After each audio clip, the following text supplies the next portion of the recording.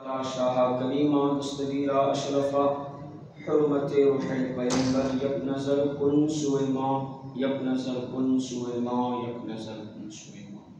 آئیے کچھ معروضات پیش کرنے سے قبل ہم اور آپ مل کر مصطفیٰ جان رحمت محمد عربی ارواحنا فدا صلی اللہ علیہ وسلم کی بارگاہ میں اپنی غلامی کا ثبوت دیتے ہوئے جس طریقے سے میں پڑھا ہوں آپ بھی میرے ساتھ مل کر باادب آواز بلند نذرانہ محبت اس عقیدے کے ساتھ پیش کریں کہ عہد پیری کو وہ پھر سے شباب دیتے ہیں، خشک شاخوں کو وہ تازہ گلاب دیتے ہیں۔ پڑھ لے درود غفلت نہ کر خدا کی قسم، تیرے سلام کا اب بھی وہ جواب دیتے ہیں۔ بڑی الصلاۃ والسلام علیک یا رسول اللہ، الصلاۃ والسلام علیک یا حبیب اللہ، وعلی آلک واصحابک یا نور اللہ، صلی اللہ تعالی علیہ وسلم۔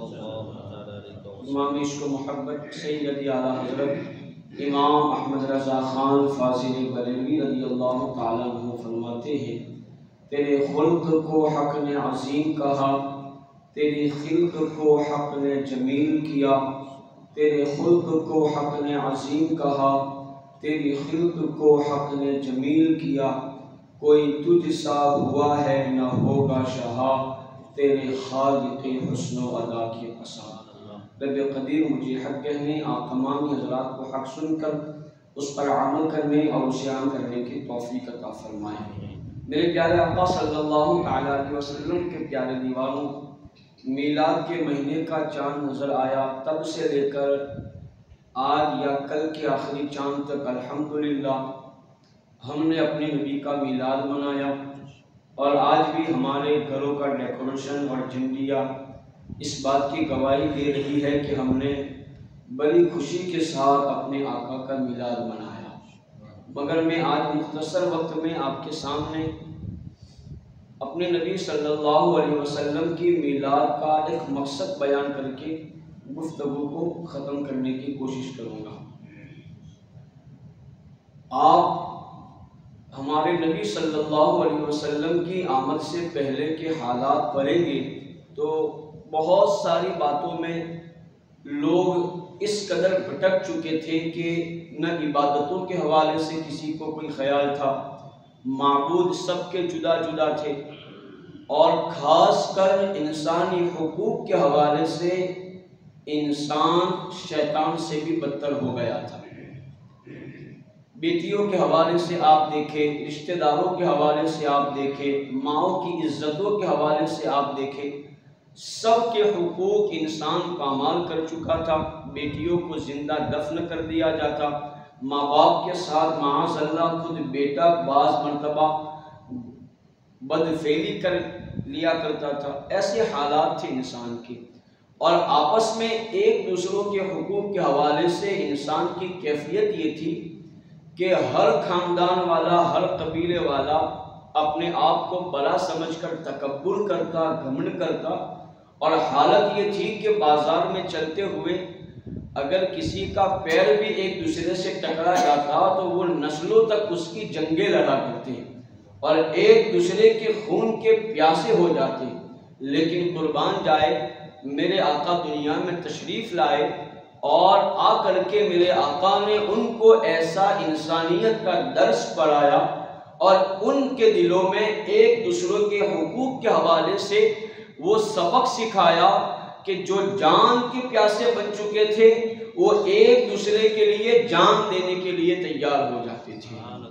اور یہی میرے نبی کی آمد کا مقصد تھا۔ آقا نے خود فرمایا، انما بعثت لاتمم مکارم الاخلاق، کہ مجھے اخلاق حسنہ کی تکمیل کے لیے دنیا میں اللہ نے بھیجا ہے۔ اور ایسے اخلاق لے کر کے میرے آقا دنیا میں تشریف لائے کہ اللہ اکبر، اللہ نے خود آپ کے اخلاق کے حوالے سے قرآن میں فرمایا، وَإِنَّكَ لَعَلَىٰ خُلُقٍ عَظِيمٍ، بے شک حبیب آپ کو خلق عظیم عطا کیا گیا ہے، آپ کو اخلاق عظیمہ کا مالک بنایا گیا۔ ایک دن اماں عائشہ صدیقہ رضی اللہ تعالی عنہا سے پوچھا گیا کہ آپ بتائیں کہ اللہ کے رسول صلی اللہ علیہ وسلم کے اخلاق کیسے تھے؟ تو اماں عائشہ صدیقہ رضی اللہ تعالی عنہا نے فرمایا کہ کیا تم قرآن نہیں پڑھتے؟ میں نے عرض کی کیوں نہیں؟ صحابی کہتے ہیں میں نے عرض کی کیوں نہیں؟ تو آپ نے فرمایا اللہ کے رسول صلی اللہ تعالی علیہ وسلم کے اخلاق قرآن ہی تو ہے، قرآن ہی میرے نبی کے اخلاق ہے۔ کیا مطلب؟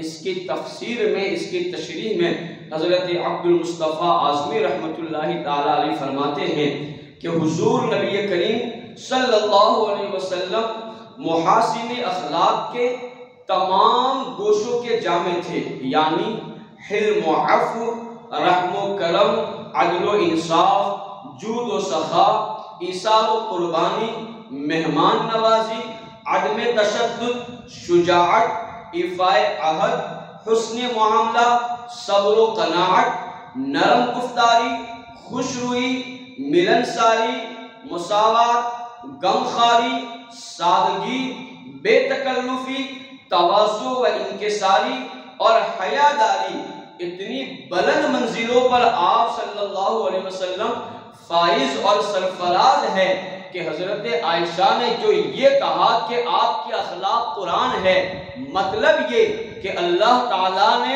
انسان کو انسان بنانے کے لیے اور انسانی حقوق کی جتنی تعلیم اللہ نے قرآن میں انسان کو سکھائی، اگر اس کی چلتی پھرتی تصویر دیکھنی ہو تو مصطفیٰ جان رحمت کی ذات انور کو دیکھ لیا جائے۔ میرے آقا کو اللہ نے قرآن میں جتنی انسان کے لیے نصیحتیں کی، تمام کی تصویر بنا کر کے دنیا میں بھیجا ہے۔ یہ میرے نبی کے اخلاق۔ اب آؤ میں آپ کو بتاؤں کہ جس نبی کے اخلاق کو خلق عظیم کہا گیا، ان کے اخلاق تھے کیسے، اور اللہ اکبر ان کے اخلاق کا مقام کیا ہے۔ آپ کو میں نے ابھی بتایا کہ آقا کی آمد سے پہلے حال کتنا سخت تھا، اور خاص کر اس دور میں انسانوں کو بھی غلام بنایا جاتا تھا، اور جانوروں کی طرح انسانوں کو بھی بازار میں بیچا جاتا۔ بڑے قبیلے والے قافلہ اگر ان کے قبیلے کے قریب سے گزرتا، قافلہ لوٹ لیتے اور بچوں کو، جوانوں کو، بوڑھوں کو غلام بنا لیا کرتے، بازار میں جا کر کے بیچ دیا کرتے۔ اور سلوک ایسا ہوتا کہ جو بندہ غلام بنتا تھا وہ جانور کی طرح رکھا جاتا، یعنی اس کا آقا اس کو جب دے جیسا دے ویسا کھانا پڑتا، جب دے جیسا دے ویسا پینا پڑتا، جب کہے تبھی سونا پڑتا۔ یہ انسان کی کیفیت ہو چکی تھی۔ لیکن قربان جائے، ایسے دور کے اندر ایک دن حضرت زید بن حارثہ رضی اللہ تعالیٰ عنہ، جو ابھی چھوٹے بچے تھے، اپنی والدہ کے ساتھ ننیال جا رہے تھے۔ راستے میں ایک قبیلے والوں نے آپ پر حملہ کیا۔ ان کے قافلے پر بنو قین نے حملہ کر کے قافلہ لوٹ لیا اور لوگوں کو غلام بنا لیا۔ اس میں حضرت زید کو بھی غلام بنا لیا گیا اور مکہ کے بازار میں جا کر کے ان کو بیچ دیا گیا۔ تو حضرت خدیجہ رضی اللہ تعالی عنہا کے بھتیجے حکیم بن حزام نے ان کو خریدا اور آ کر کے اپنی پھوپھی کو حضرت زید تحفے کے طور پر پیش فرما دیے گئے۔ اور اس کے بعد جب حضرت خدیجہ کا نکاح میرے نبی صلی اللہ علیہ وسلم سے ہوا تو حضرت خدیجہ نے حضرت زید کو آقا کو عطا فرما دیے تحفے کے طور پر، تاکہ حضرت زید میرے نبی کی خدمت کر سکے۔ اب کئی سالوں تک حضرت زید میرے نبی کی بارگاہ میں رہے۔ ادھر ان کے وطن، ان کے والد حضرت زید کے غم میں اشعار پڑھ کر کے رویا کرتے تھے۔ ان کے شہر سے کچھ لوگ حج کے لیے مکہ تشریف لائے، وہاں انہوں نے دیکھ لیا حضرت زید کو۔ واپس جا کر ان کے والد حارثہ کو بتایا کہ ہم نے آپ کے بیٹے کو مکہ میں قریش خاندان میں محمد صلی اللہ علیہ وسلم کے نام کے آدمی کے پاس دیکھا ہے۔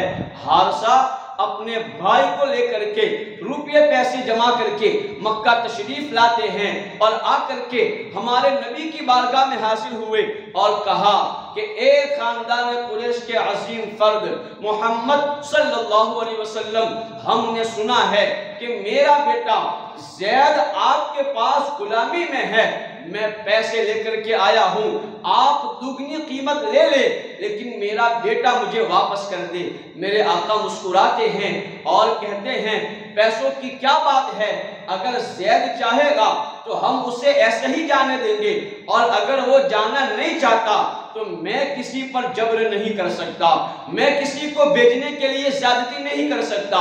کہا حضرت زید کو بلایا جائے۔ زید تشریف لاتے ہیں۔ آقا نے فرمایا زید بتاؤ یہ سامنے کھڑے ہیں وہ کون ہے؟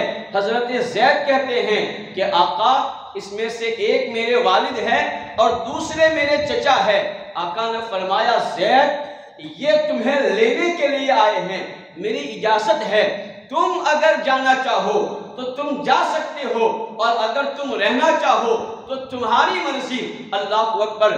زید کے والد حارثہ نے کہا اے میرے بیٹے زید، بڑی مدت سے تمہاری ملاقات کے لیے تمہاری امی بھی ترس رہی ہے اور ہم بھی ترس رہے ہیں، تمہارے غم میں ہم نے آنسو بہائے، آج ہم تمہیں لینے آئے ہیں، چلو ہمارے ساتھ اور غلامی کی زندگی چھوڑ دو۔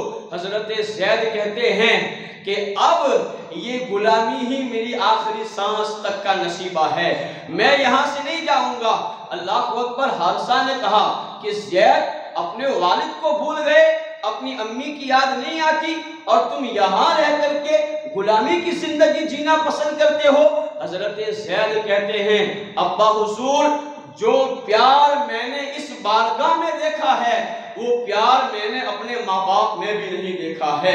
گویا کہ رضا کی زبان میں زید نے یوں کہا تھا تیرے قدموں میں جو ہیں غیر کیا منہ کیا دیکھے، کون نظروں پہ چڑھے، دیکھ کے تلوا تیرا تیرے ٹکڑوں سے پلے، غیر کی ٹھوکر پہ نہ ڈال، جن کیا کھائے کہاں چھوڑ کے صدقہ تیرا۔ زید کہتے ہیں ابا حضور اب تو زندگی کی آخری سانس بھی نکلے گی تو اسی دربار میں نکلے گی، اب یہاں سے نہ جاؤں گا۔ آقا نے جب یہ سنا خوش ہو گئے، آقا نے زید کو اپنی گود میں اٹھایا، سینے سے لگایا اور فرمایا زید آج تک تو غلام بن کر میرے پاس تھا، آج سے میں تجھے اپنا بیٹا بنا رہا ہوں۔ یہ میرے نبی کے اخلاق ہے۔ اسی لیے رضا نے کہا تیرے خلق کو حق نے عظیم کہا، تیری خلق کو حق نے جمیل کیا، کوئی تجھ سا ہوا ہے نہ ہوگا شاہ، تیرے خالق حسن و ادا کی قسم۔ آپ اندازہ لگائے کہ جس دور میں غلاموں کو جانوروں کی طرح رکھا جاتا تھا، میرے نبی نے اس دور میں اپنے غلام کے ساتھ ایسا سلوک کیا کہ اب وہ بچے ہیں پھر بھی اپنے والد کے ساتھ جانے سے انکار کر دیتے ہیں۔ یہ میرے نبی کی اخلاق تھی، اور پھر میرے نبی ایسے اخلاق لے کر آئے اور اپنی امت کو اخلاق سکھانے کے لیے تشریف لائے۔ اور کیسے اخلاق سکھائے؟ آپ اسلامک تاریخ پڑھے آپ کو پتہ چلے گا، جو لوگ خون کے پیاسے تھے، ایک ایک پیسے کے لیے ایک دوسرے کا خون بہا دیتے، جب ہجرت کر کے مکہ والے صحابہ مدینہ تشریف لائے، حضرت انس بن مالک کے گھر میں میرے آقا نے میٹنگ کر کے پھر سب کو ایک دوسرے کا بھائی بھائی بنا دیا، تو حال یہ ہوا کہ جس مہاجر کو جس انصاری صحابی کا بھائی بنایا تھا، وہ انصاری صحابی اپنے مہاجر بھائی کو اپنے گھر لے جاتا ہے، اور جا کر کے اگر دو گھر ہے تو دونوں میں سے ایک دکھاتا ہے، اور ایک گھر ہے تو بیچ میں دیوار کھڑی کر کے اپنے مہاجر بھائی سے کہتا ہے میرے بھائی میرے پاس یہ ایک گھر تھا، دیوار میں نے قائم کر دی، جو تمہیں پسند ہو وہ حصہ تم لے لو، جو بچے گا وہ حصہ میں رکھ لیتا ہوں۔ یہ کیفیت ہوئی۔ جس کے دو کھیت تھے کہا کہ میرے بھائی میرے دو کھیت ہیں، اس میں سے جو تمہیں پسند ہو وہ تم لے لو، باقی کا میں لے لیتا ہوں۔ حد تو یہاں ہو گئی، حضرت ربیع انصاری رضی اللہ تعالیٰ عنہ نے حضرت عبد الرحمن بن عوف جو مہاجر صحابی تھے ان کو جب آقا نے آپس میں بھائی بھائی بنایا تو حضرت ربیع نے عبد الرحمن ابن عوف سے کہا میرے بھائی آج سے تم میرے بھائی ہو تو سنو ہر چیز میں تمہارا حصہ، لیکن میرے پاس بیویاں بھی 2 ہیں، ان میں سے جو تمہیں پسند ہو میں طلاق دے دیتا ہوں، اس کے ساتھ تم نکاح کر کے اپنی زندگی گزار دینا۔ یہ کیفیت تھی۔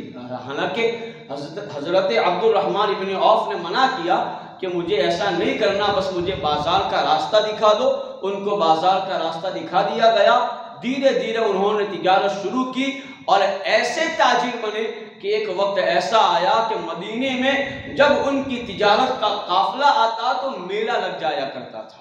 700 اونٹوں پر ان کا تجارتی سامان آیا کرتا تھا۔ تو میرے کہنے کا مطلب یہ ہے کہ جو لوگ جان کے پیاسے تھے، میرے آقا نے آ کر کے ان کو ایسے اخلاق سکھائے اور درس انسانیت ان کو ایسا پڑھایا کہ جن سے نہ کوئی رشتہ داری تھی، جن سے نہ کوئی پہچان تھی، جن سے نہ کوئی تعلق تھا، کبھی ان سے ملاقات بھی نہیں ہوئی تھی، ان کا آپسی کوئی رشتہ نہیں تھا۔ رشتہ اگر کوئی تھا تو عشق مصطفیٰ کا رشتہ تھا، محبت رسول کا رشتہ تھا، ان کا ایمانی رشتہ تھا، اور اس ایمانی رشتے میں وہ ایسے کامل ہو گئے کہ اپنے مسلمان بھائی کے لیے اپنا گھر اپنا کھیت سب کچھ قربان کیا، اور وقت آنے پر انہوں نے اپنی جانیں بھی قربان کر دی اور کی جانیں قربان۔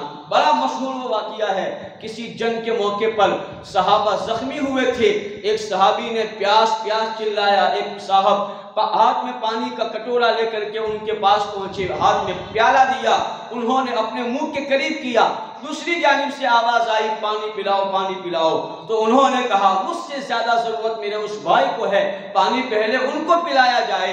ان کے پاس پہنچے تو تیسرے کی جانب سے پانی پانی کی آواز آئی، انہوں نے بھی کہا میرے اس بھائی کو زیادہ ضرورت ہے، پہلے ان کو پلاؤ۔ اس طرح 10 صحابہ کے پاس پیالہ گھوم کر پھر پہلے کے پاس آتا ہے پیالہ، دیکھتے ہیں کہ وہ شہید ہو چکے ہیں۔ دوسرے کے پاس پیالہ پہنچا، دیکھتے ہیں کہ وہ بھی جام شہادت نوش کر چکے ہیں۔ 10 صحابہ ایسے حالات میں کہ جب تلواروں کے زخم لگے ہیں، جان جانے کے قریب ہے، گلا سوکھ کر کے کانٹا ہو چکا ہے، لیکن ایسے وقت میں بھی اگر انہیں کسی کی فکر ہوتی ہے تو اپنے مسلمان بھائی کی فکر ہوتی ہے۔ سب جام شہادت نوش کر لیتے ہیں، لیکن اپنی پیاس کو اپنے بھائی کی پیاس پر قربان کر دیتے ہیں۔ میرے پیارے آقا صلی اللہ علیہ وسلم کے پیارے دیوانوں، آج اس تعلیم کی پھر ایک بار ضرورت ہے۔ پھر لوگوں نے انسانی حقوق کو بھلانا شروع کر دیا ہے۔ ہم وقتی طور پر گھروں کو سجا کر، جھنڈیاں لگا کر، محفلیں سجا کر نبی کا میلاد تو منا لیتے ہیں، لیکن نبی کی آمد کے مقصد کو ہم نے بھلا دیا۔ آج بھائی بھائی کا دشمن ہے، رشتہ دار آپس میں ایک دوسرے کے دشمن بنے پھرتے ہیں، پڑوسی پڑوسی کا دشمن ہے۔ حالات ایسے ہیں، تھوڑی تھوڑی باتوں پر ہم بہت زیادہ غصہ ہو جاتے ہیں اور پھر لڑائی جھگڑوں تک نوبت آ جاتی ہے۔ نہ ہم کسی کو معاف کرنا چاہتے ہیں، نہ کسی سے معافی مانگنا چاہتے ہیں۔ ہم اپنے اخلاق کو بھلا بیٹھے ہیں، ہم اپنے نبی کی تعلیم کو کھو بیٹھے ہیں۔ پھر ہمیں میلادی بننے کی ضرورت ہے، اور 12 دن کا نہیں، 1 مہینے کا نہیں، پوری زندگی کا میلادی بننے کی ضرورت ہے۔ اور پوری زندگی کے ہم میلادی تب بنیں گے جب ہم اپنے نبی کی آمد کے مقصد کو پورا کریں گے۔ اور میرے نبی کی آمد کا مقصد تھا انما بعثت لاتمم مکارم الاخلاق، اللہ نے مجھے اخلاق حسنہ کی تکمیل کے لیے دنیا میں بھیجا ہے۔ ہم اپنے اخلاق سنواریں گے انشاءاللہ، اللہ کریم ہمیں دونوں جہان میں کامیابی عطا فرمائے گا۔ اب آؤ اخیر میں اخلاق والے مصطفیٰ، خلق عظیم والے مصطفیٰ، ان کے کچھ فرامین سنا کر اپنی گفتگو کو ختم کر دوں۔ توجہ کرنا کہ آقا نے ہم گنہگار غلاموں کو بھی اخلاق حسنہ کی کیسی تعلیم دی ہے۔ اللہ اکبر، اتنی پیاری باتیں میرے نبی نے بیان کی ہے۔ حضرت جابر بن سمورہ رضی اللہ تعالیٰ عنہ سے روایت ہے کہ اللہ کے رسول صلی اللہ علیہ وسلم نے ارشاد فرمایا مسلمانوں میں سب سے زیادہ اچھا وہ ہے جس کے اخلاق سب سے زیادہ اچھے ہیں۔ لوگ سب اپنے آپ کو اچھا سمجھتے ہیں، لیکن میرے آقا اچھے ہونے کی جو کیفیت ہوتی ہے، جو دلیل ہوتی ہے، وہ دلیل بتا رہی ہے کہ مسلمانوں میں بھی سب سے اچھا وہ ہے جس کے اخلاق سب سے زیادہ اچھے ہیں۔ ایک اور جگہ پہ میرے نبی نے ارشاد فرمایا، اس کو حضرت ابو ہریرہ روایت کرتے ہیں رضی اللہ تعالیٰ عنہ، کہتے ہیں کہ اللہ کے رسول صلی اللہ علیہ وسلم نے ارشاد فرمایا، بڑی پیاری بات، مسجدیں لوگ آباد رکھتے ہیں، راتوں کو گھروں میں نمازیں پڑھتے ہیں، دن میں روزہ رکھ کر قرآن کی تلاوت کرتے ہیں، کیوں؟ کیونکہ قیامت کے دن یہ نیکیاں ہمارے نام اعمال میں وزنی ہو جائے۔ سنو میرے آقا کیا فرماتے ہیں، آقا ارشاد فرماتے ہیں کہ بندہ حسن اخلاق کی وجہ سے دن میں روزہ رکھنے اور رات میں قیام کرنے والوں کے درجے کو پا لیتا ہے۔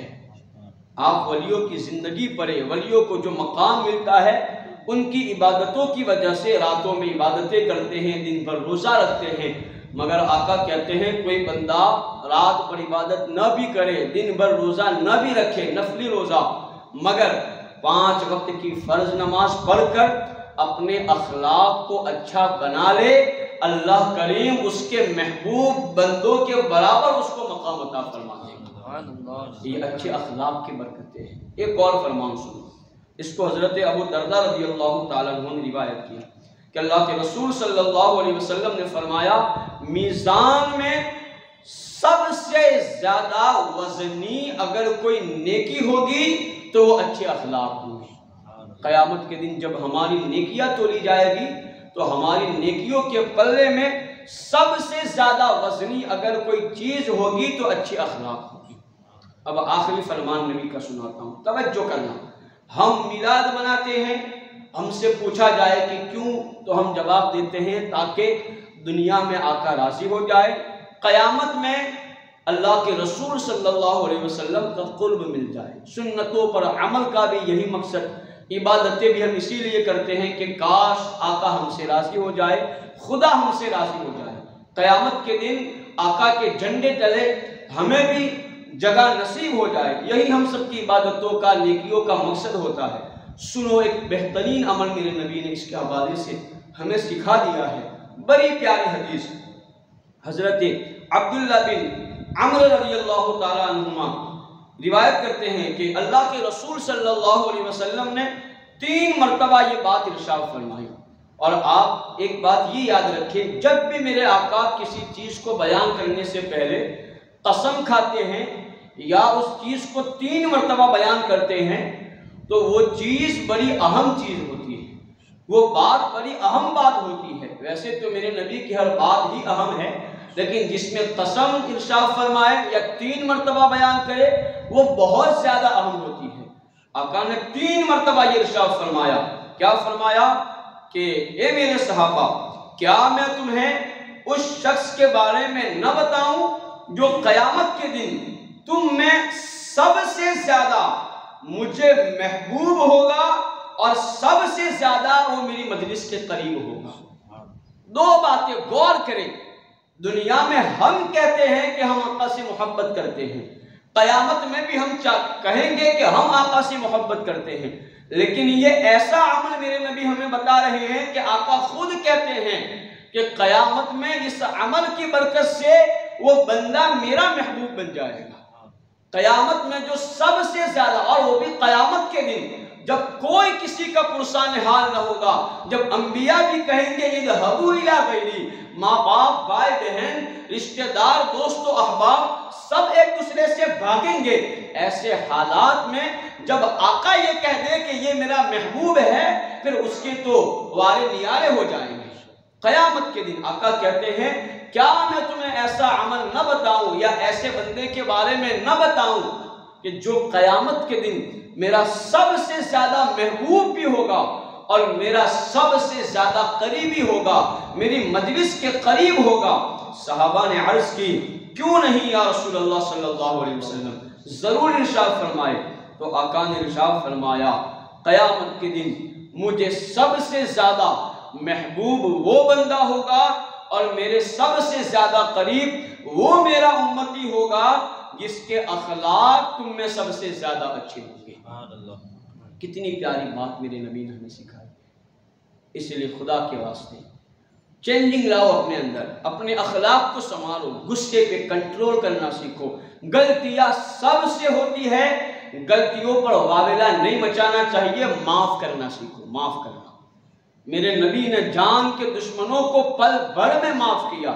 فتح مکہ کی تاریخ کو آپ پڑھیں، ایسے ایسے دشمن سامنے کھڑے تھے جنہوں نے مکہ چھوڑنے پہ مجبور کیا تھا، نبی کے صحابہ کو سولی پر چڑھایا تھا، حضرت بلال کو گرم ریت پر گھسیٹا تھا، نبی کی شہزادی کو اونٹنی سے گرا دیا تھا، اتنی اذیتیں دی تھی کہ اللہ کی پناہ۔ لیکن جب وہ سب گرفتار کر کے آقا کی بارگاہ میں لائے گئے، آقا نے فرمایا آج تم مجھ سے کیا امید رکھتے ہو؟ انہوں نے کہا ہم نے آپ کو ہمیشہ کریم ہی پایا ہے تو کرم ہی کی امید ہے۔ آقا نے فرمایا جاؤ میں نے تم سب کو معاف فرما دیا۔ یہ میرے نبی کے اخلاق تھے۔ میرے آقا نے ایسے دشمنوں کو بھی معاف کیا، لیکن ہم اپنے سگے بھائیوں کو معاف کرنا گوارا نہیں کرتے۔ اس دور میں صحابہ کی تعداد کم تھی، آقا نے ایک دوسرے کو ملوا کر کے بھائی بنایا۔ اب تو کروڑ مسلمان ہیں، آقا نے ایک جملے میں سب کو ایک دوسرے کا بھائی بنا دیا۔ کل مؤمن اخوا، سارے مومن آپس میں ایک دوسرے کے بھائی، سب ایک دوسرے کے بھائی ہیں۔ تو پھر بھائی بھائی بن جاؤ۔ مومن ہزار جسم ایک جان کی طرح ہوتا ہے۔ آج فلسطینی ہم سے کتنے دور، نہ ہم ان کو کسی کو نہیں پہچانتے، نہ ہمارا ان سے کوئی رشتہ، نہ کوئی ناتا، لیکن ان پہ ظلم ہوتا ہے تو ہماری آنکھوں سے آنسو نکلتے ہیں، ہمارا دل روتا ہے۔ یہ کیوں؟ یہ ایمانی رشتہ ہے، یہ محبت رسول کا رشتہ ہے۔ تو اتنے دور جو مسلمان تکلیف میں ہیں، ان کی تکلیف پر جب ہمارا دل روتا ہے تو پھر ہم اپنے ساتھ رہنے والے مومنوں کو کیوں تکلیف پہنچاتے ہیں، اپنے بھائیوں کو کیوں تکلیف پہنچاتے ہیں؟ تو ان باتوں پہ ہمیں غور کرنا ہوگا اور اپنے نبی کی آمد کے مقصد کو سمجھ کر اپنے آپ میں تبدیلی اور چینجنگ لانا ہوگا۔ اللہ کریم ہمیں اپنے اخلاق سنوارنے کی توفیق عطا فرمائے۔ مصطفیٰ کریم صلی اللہ علیہ وسلم کے خلق عظیم کے صدقے اللہ تعالی ہم سب کے اخلاق اور رویہ بہتر بنائے۔ استغفر اللہ ربی من کل ذنب واتوب الیہ وما علینا الا البلاغ۔ السلام علیکم۔